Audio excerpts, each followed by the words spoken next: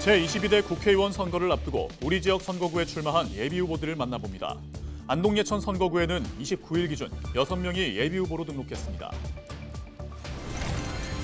최경환 전 경제부총리가 22대 국회의원 선거 경산시 선거구에 무소속 출마를 선언했습니다.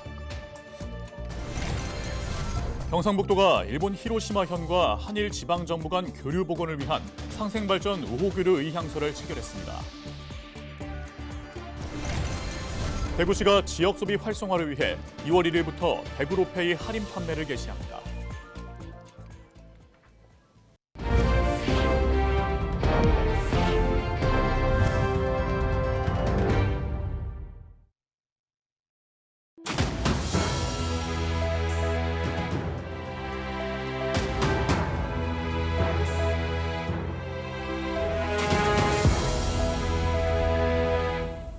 시청자 여러분 안녕하십니까? 헬로티비 대구 경북 뉴스입니다. 오는 4월 10일 치러지는 제22대 국회의원 선거를 앞두고 헬로티비 뉴스에서는 우리 지역 선거구에 출마한 예비후보들을 살펴보고 있습니다. 오늘은 안동 예천 선거구에 도전장을 내민 예비후보들을 만나봅니다. 이하영 기자입니다. 안동 예천 선거구는 1월 29일 기준 6명이 예비후보로 등록했습니다. 먼저 더불어민주당 정용채 예비후보, 현 민주당 경북도당 부위원장으로 지난 대선에서 이재명 후보 경북 유세단장을 맡았습니다. 지난 대선에서 저는 안동 사람 이재명의 승리를 위해 경북 공동대표와 유세단장을 맡아 전국을 달렸지만 애석하게도 패배의 맛을 봤습니다. 그리고 이제 시민과 함께 숨쉬고 시민과 한솥밥을 먹는 국회의원이 되기 위해 선거에 뛰어듭니다. 국민의힘 안형진 예비후보, 서울대 법대 출신으로 49회 사법시험에 합격했으며 지역에서 변호사로 활동하고 있습니다. 저도 고향 안동 예천에서 정치를 하고자 2019년에 왔습니다. 그동안 점점 지낼수록 고향 안동 예천의 발전과 변혁을 위해서는 젊은 사람이 나서야 된다. 이런 확신에 이르렀습니다. 의료와 교육이 좋은 안동 예천, 관광객이 머물다 가는 안동 예천, 변화와 혁신인 안동 예천을 위해서 제 이 젊음을 바쳐서 도전하고자 총선 출마를 결심하게 되었습니다. 국민의힘 김의승 예비후보, 안동에서 초중고를 졸업한 김 예비후보는 행정고시 36회 출신으로 서울시 행정 1부시장을 역임했습니다. 평생을 공직에서 관료로 일해왔던 사람이 정치를 하겠다고 나선 배경은 첫째, 우리 지역 주민들이 새로운 인물을 원했기 때문입니다. 안동 예천의 문제를 해결할 수 있도록 꼭 좀 지역을 위해서 일해달라는 간절한 요구가 있었고, 둘째로는 현재 그 왜곡된 기존의 정치를 한번 꼭 바꿔보고 싶었습니다. 국민의힘 권용수 예비후보, 건국대학교 정치대학장과 행정대학원장, 윤석열 대통령 당선인 인수위원회 자문위원 등을 지냈습니다. 안동과 예천의 발전을 위해서는 어느 누구 한 명의 또는 소수의 힘이 아니라 안동, 예천, 시, 군민 모두의 힘을 함께 모아야 한다고 생각을 합니다. 이러한 우리가 함께 가는 길에 제가 앞에 서서 먼저 뛰겠습니다. 그리고 먼저 공부하고 비전을 제시하겠습니다. 우리가 함께 뛸 때 안동과 예천은 대한민국 최고의 도시 농촌이 되리라고 확신을 합니다. 자유통일당 김동훈 예비후보, 법무사로 대구지방법원 상주지원 조정위원과 경북경찰청 외사자문협의회 간사로 활동하고 있습니다. 박정희 대통령의 산업발전과 부국강병, 그리고 전두환 대통령의 산업 고도화와 경제 선진화를 통하여 정립된 선진자유 대한민국을 바탕으로 자유 통일을 이룩함과 동시에 세계 G2 국가를 달성하고 세계 속에 빛나는 자유 대한민국의 번영과 발전을 이룩하기 위하여 발로 뛰고 실천하는 국회의원이 되고자 출마하게 되었습니다. 한편 지난달 12일 일찌감치 예비후보 등록을 마친 국민의힘 김명호 전 도의원은 부지런히 표밭을 누비면서도 방송 인터뷰에는 응하지 않았습니다. 헬로티비 뉴스 이하영입니다. 최경환 전 경제부총리가 제22대 국회의원 선거 경산시 선거구에 무소속 출마를 선언했습니다. 최 전 부총리는 29일 경산역 광장에서 기자회견을 열고 경산 발전을 바라는 시민들의 요청으로 고심 끝에 출마를 결심했다며 정치 인생 모두를 걸고 경산 시민만 믿고 광야로 나가겠다고 밝혔습니다. 최 전 부총리는 박근혜 정부 당시 국정원 특수활동비를 뇌물로 받은 혐의로 실형을 받고 수감됐다 지난 2022년 말 특별 사면으로 복권됐습니다. 경상북도가 일본 히로시마현과 한일 지방정부 간 교류 복원을 위한 상생발전 우호교류 의향서를 체결했습니다. 양측은 이번 의향서 체결에 따라 교육과 청소년, 인재 육성, 문화관광과 경제 등 다방면의 교류와 협력을 약속했습니다. 이번 일본 방문에는 박영서 도의회 부의장과 임종식 경북교육감도 동행해 양측 의회와 교육청의 교류 추진을 확대하는 등 한일 지방정부 간 교류에 힘을 보탰습니다.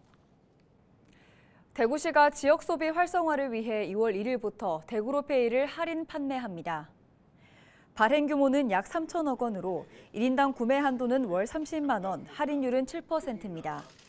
대구시는 지난해 7월 모바일 기반의 전자결제 서비스 수요 증가 등 변화된 디지털 상거래 환경을 반영하고 소상공인의 부담을 덜어주는 대구로 앱을 활성화하기 위해 실물카드 형태의 대구 행복페이에서 모바일의 충전식 선불카드 형태인 대구로페이로 전환했습니다.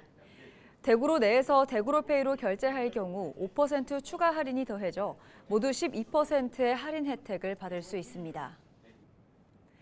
세월호 참사 10주기를 맞아 29일 4.16 세월호 참사 10주기 대구시민위원회가 결성됐습니다. 대구시청 동인청사에서 기자회견을 진행한 대구시민위원회는 세월호 참사에 대한 온전한 진상규명과 책임자 처벌은 이루어지지 않았고 피해 가족의 아픔과 대규모 재난 참사는 여전히 이어지고 있다며 세월호 참사 10주기를 대구 시민과 함께 시민의 생명과 일상이 지켜지는 사회를 만들기 위한 실천과 공론의 장으로 만들고자 한다며 결성 의미를 밝혔습니다. 한 주간 발생한 뉴스를 재정리해보는 시간입니다. 네, 지난 한 주 동안 주요 이슈는 뭐가 있었는지 이상원 뉴스민 기자를 통해서 이야기 나눠보겠습니다. 화상으로 연결해봅니다. 안녕하십니까? 네, 뉴스민 이상원 기자입니다. 네, 우선 지난 한 주 동안 발생한 주요 이슈부터 종합해 주시죠.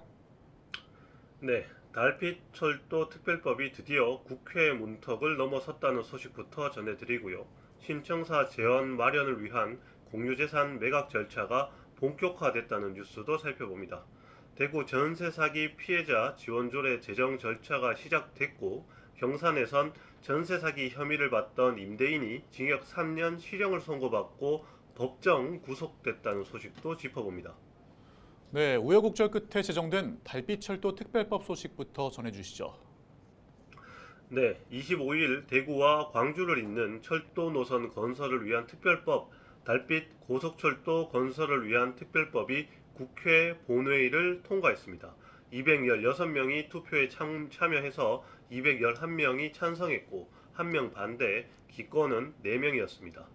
2030년 완공 목표인 달빛철도가 개통되면 대구에서 광주까지 1시간대 이동이 가능해지는데요. 특별법은 최소 사업비 6조 원 가량인 사업의 예비 타당성 조사를 면제하고 원활한 사업 추진을 위해 국토교통부에 추진단을 신설하는 내용 등을 담고 있습니다. 헌정사상 최다인 261명이 발의한 법안은 기획재정부가 예타면제 조항이 다른 사업과 형평성 문제가 있다는 이유 등으로 반대했지만 총선을 앞두고 여야 지도부가 처리하기로 전격 합의하면서 국회 문턱을 넘게 됐습니다.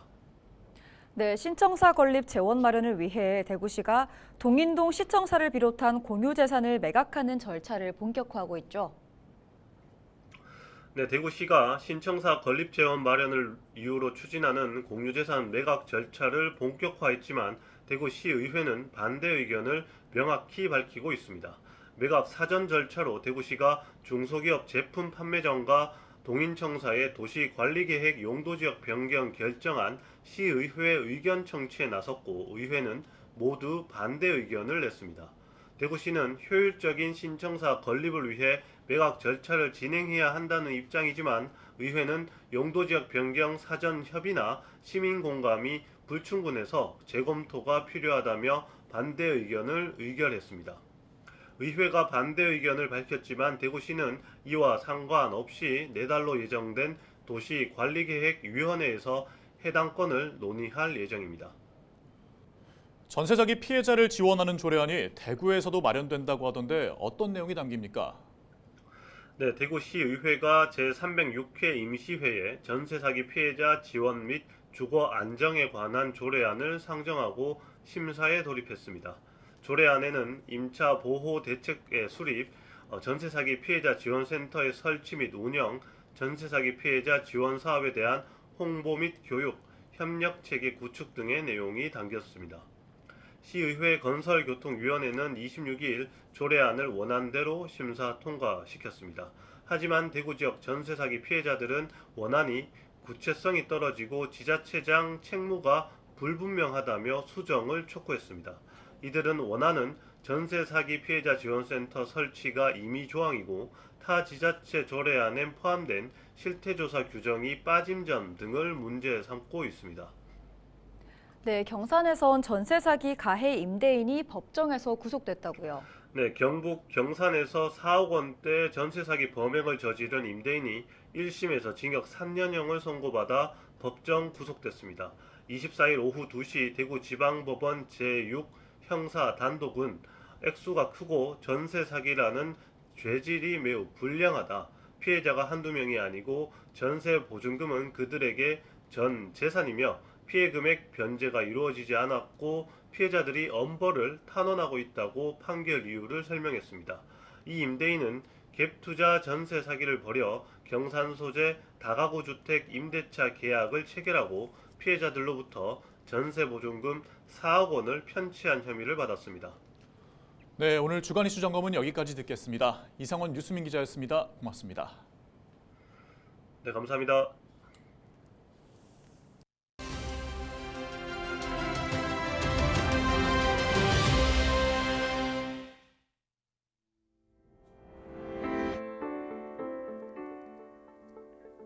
지난 28일 경남 사천의 한 빌라 위층에 사는 30대 여성에게 흉기를 휘둘러 숨지게 한 50대 남성이 29일 경찰에 붙잡혔습니다. 흉기를 휘두른 이유는 바로 층간소음 때문이었는데요.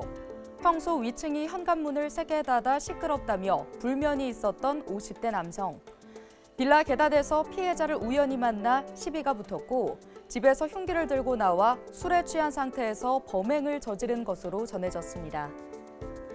공동주택의 층간소음 문제, 그 갈등의 골은 갈수록 깊어지고 있습니다. 저녁 9시 이후에는 청소기를 돌리지 않는다거나 바닥에 매트를 깔고 슬리퍼를 신는 등 노력을 하더라도 한계가 있죠. 경기도의 한 지자체에서는 층간소음 갈등 해소센터를 운영해 이웃 간 소통의 창을 마련하고 있는데 운영 3년 만에 민원이 절반가량 줄어들어 최근 효과가 있다는 평가를 받고 있습니다.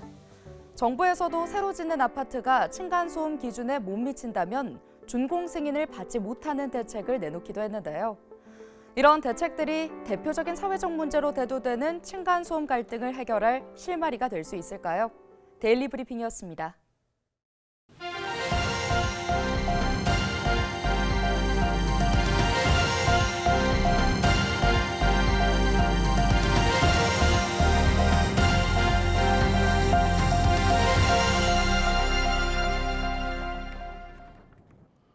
경상북도가 다음 달 1일부터 3월 15일까지 도내 농어업인을 대상으로 2024년 농어민 수당 신청을 받습니다.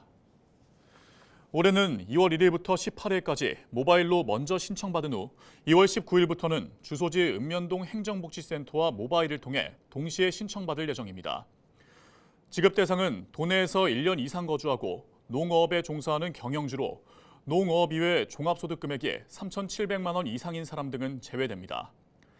자격 검증을 거쳐 상하반기 각 30만 원씩 지역사랑 상품권으로 지급합니다. 경주시가 정부가 추진하는 교육발전특구 시범지역 유치를 위해 공모에 참여합니다. 교육발전특구는 정부의 지역균형발전 정책 가운데 하나로 지방자치단체와 교육청, 대학, 지역기업과 공공기관 등이 협력해 공교육 혁신과 지역인재 양성, 정주여건 개선 등을 종합적으로 지원하는 교육정책입니다. 이상으로 뉴스를 마칩니다. 함께해 주신 여러분 고맙습니다.